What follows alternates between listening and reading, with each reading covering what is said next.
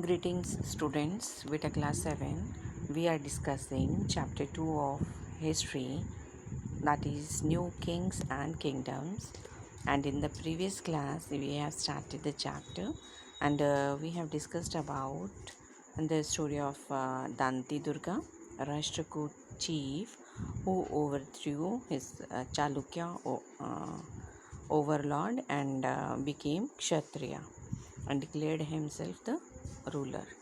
Now, next, in the next para now, we are going to start from this para. In other cases, men from enterprising families used their military skills to carve out kingdoms.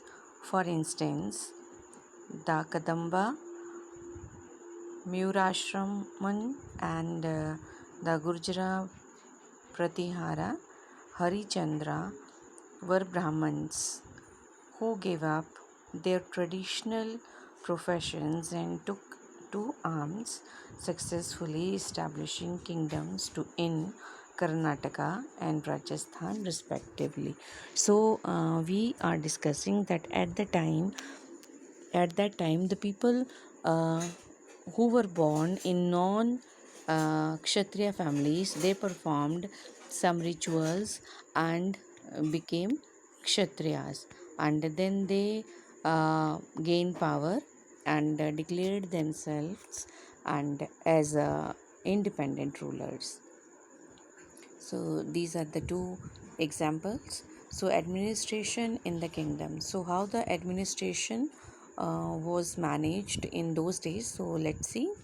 Many of these new kings adopted high sounding titles such as Maharaja Adhiraj, Great King, Overlord of Kings, Tribhuvan Chakravarti, Lord of the Three Worlds, and so on. However, in spite of such claims, they often shared power with their samantas as well as their associations of peasants, traders, and brahmanas. So, the kings, they adopted high sounding, means attractive, uh, these titles like Maharaja Dhiraj, Tribhuvan Chakravarti. So such kind of titles, so that they can show their power. And these people, they also uh, they also have to claim, just they share their power with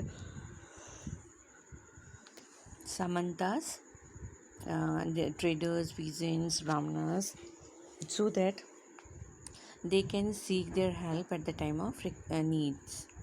So, in each of these states, resources were obtained from the producers, that is, peasants, cattle keepers, artisans who were often persuaded or compelled to surrender part of what they produced. Sometimes these were claimed as rent due to a lord who asserted that he owned the land. Revenue was also collected from traders. So, see, in these states, so all the resources, they were obtained from the producers, means the peasants and cattle keepers. These people, they had to give their production to the overlord, and then some of the people, the traders, they used to give revenue also. So 400 taxes. Let's see what is written here. So the inscriptions of the Cholas who ruled in Tamil Nadu refer to more than 400 terms for different kinds of taxes. The most frequently mentioned tax is veti, taken not in cash but in the form of forced labor, and kadami, uh, or land revenue. There were also taxes on thatching the house, the use of a ladder to climb palm tree, assess on succession to family property, etc. So how different kinds of taxes these were. But even when a child or when a person acquires or successes the family property, even then he or she had to pay the tax. Then if somebody uses a ladder to climb a palm tree, then even how petty taxes these were. Like the people, they have to pay tax on every step of life. Like in this inscription,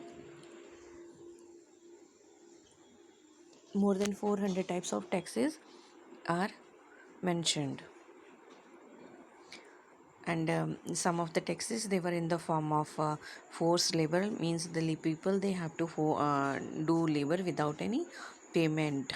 And sometimes the taxes, if somebody is building house, so the building, in that case also they had to pay this tax. See, these resources were used to finance the king's establishment, as well as for construction of temples and forts. They were they were also used to fight wars, which were in turn expected to lead to the acquisition of wealth in the form of plunder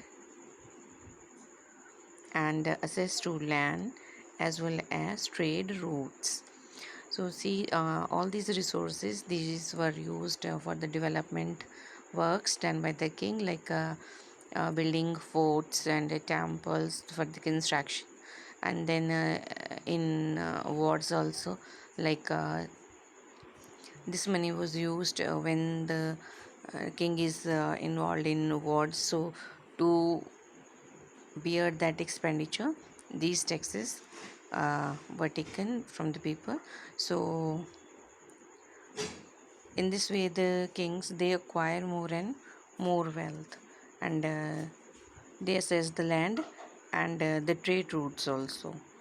Sometimes they plunder the other areas, and then gain this money and the wealth.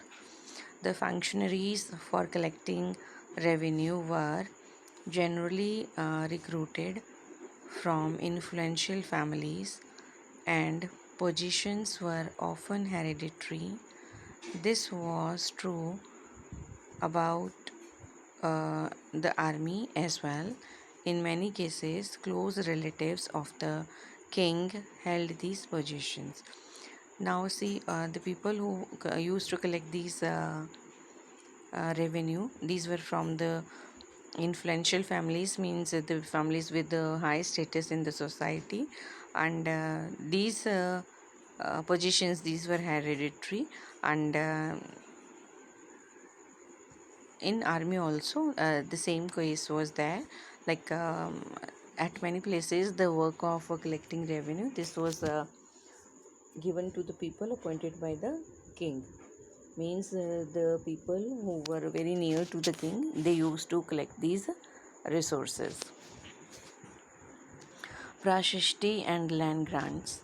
Prashastis contain details that may not be literally true, but they tell us how rulers wanted to depict themselves as valiant, victorious warriors. For example, these were composed by learned Brahmanas who occasionally helped in the administration. So, Prashasti, literally it means in praise of.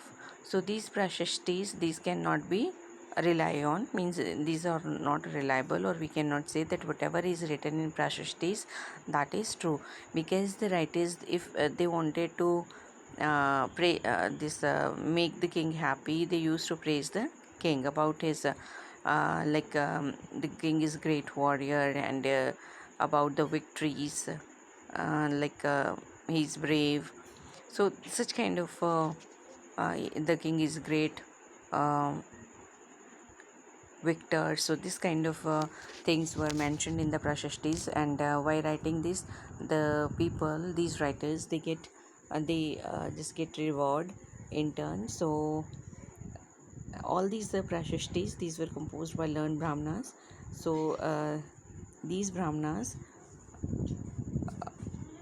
they were also provide their services in the administration. So these prashastis were written by the brahmanas.